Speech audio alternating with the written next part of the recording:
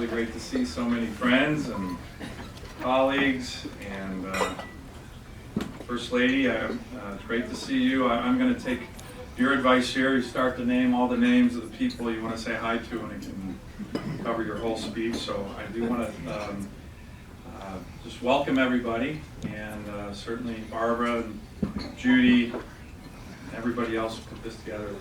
Fantastic job. I actually really think what Jonathan just did there in terms of the, perspective of the first Alaskas is really, really important. So how about another round of applause for that?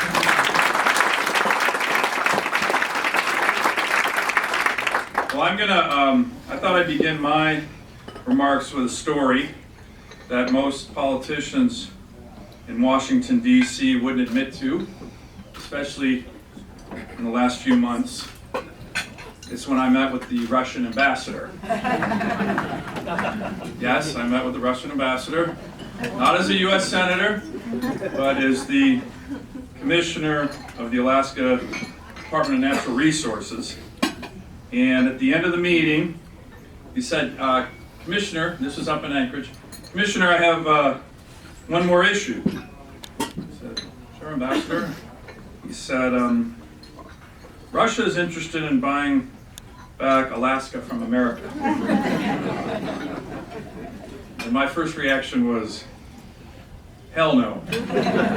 But I was trying to be a little more diplomatic and, presence of an ambassador, important ambassador. And so I said, well, I'm a state official, so I'm pretty sure we don't have any authority with regard to that kind of offer. And I said, besides, my federal government has this thing about states seceding. Don't take that very well. So, but I'm pretty sure the ambassador was joking. But on a more serious note, I think it's clear now that if they could buy us back, they would. And of course, that's not in the cards. It's also very clear that William Seward was a visionary. And we certainly have a lot to thank him on with regard to what he saw as the vision. But we also, one thing I wanted to focus in my remarks on was we have certain members of Congress to thank, including a senator from Massachusetts, who's not always talked about in the same vein as Seward. So I'd like to spend a few minutes talking about that today. When the Alaska Purchase and Treaty were being debated soon after this day in the U.S. Senate for ratification, it was certainly not a slam dunk. Think about where we were as a country. We were reeling from the Civil War. Resources were spare. Many in the Congress thought, what are we doing expanding? If ever there was a time to focus on home, with ravaged cities and thousands wounded and dead, tens of thousands, we needed to focus on the post-war problems of America. And as the First Lady mentioned, there was a lot of detractors. And we've heard all those statements. But thankfully for us, there were others who saw what we as Alaska could become. Secretary Seward certainly was one of them. But as I mentioned, so were a handful of congressmen and senators. And one of them was Massachusetts Senator Charles Sumner. Now, Senator Sumner was a man of purpose, a man of principle, a man of a lot of words. He had a lot of opinions. In fact, he was nearly caned to death while working in the Senate chambers by a member of the House of Representatives. Congressman Young, we always know you guys are a little more rowdy over there.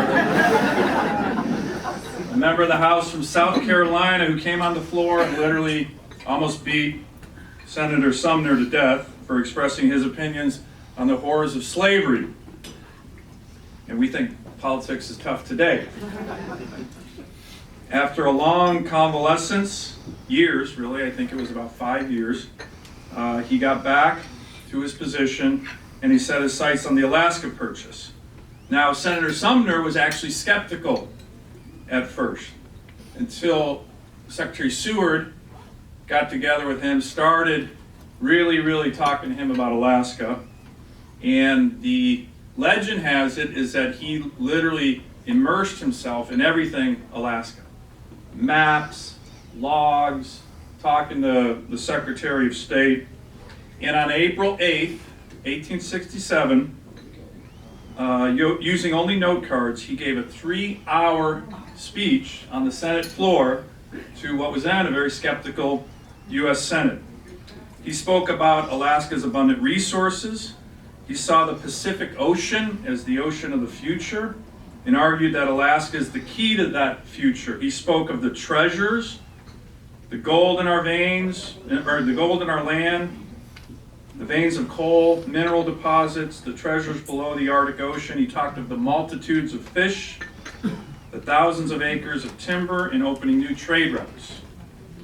He and others saw in Alaska the Eden of the North, not the icebox. A future would entail up to, in his speech, he said up to 1 million self-sufficient Americans, supported by the resources of the land. Owning Alaska would give us greater control of, quote, the next great theater of action in the Arctic and Pacific, both for national security and economic reasons. In Alaska, in the new territory of Alaska, he said on the Senate floor, quote, commerce will find new arms, the country new defenders, the national flag new hands to bear it aloft. A boundless and glorious future awaits if the Senate ratifies this treaty. So he ended his epic speech in 1867, again almost 150 years ago to this day, by arguing that the whole territory, not just the peninsula, should be given the name by the people who live there. He stated, quote, it should be indigenous, original, coming from the soil. Alaska, he concluded in his speech, the great land. The day after Sumner's speech on the Senate floor, the once skeptical United States Senate approved the purchase by a vote of 37-2. 150 years later, Alaska has made good on many of those promises that he laid out in his speech. We have contributed enormously to our country in terms of many, many things: resources, people, fisheries, and because of our strategic location, as he predicted, we now have some of the most important military assets and other assets for our country in our great state.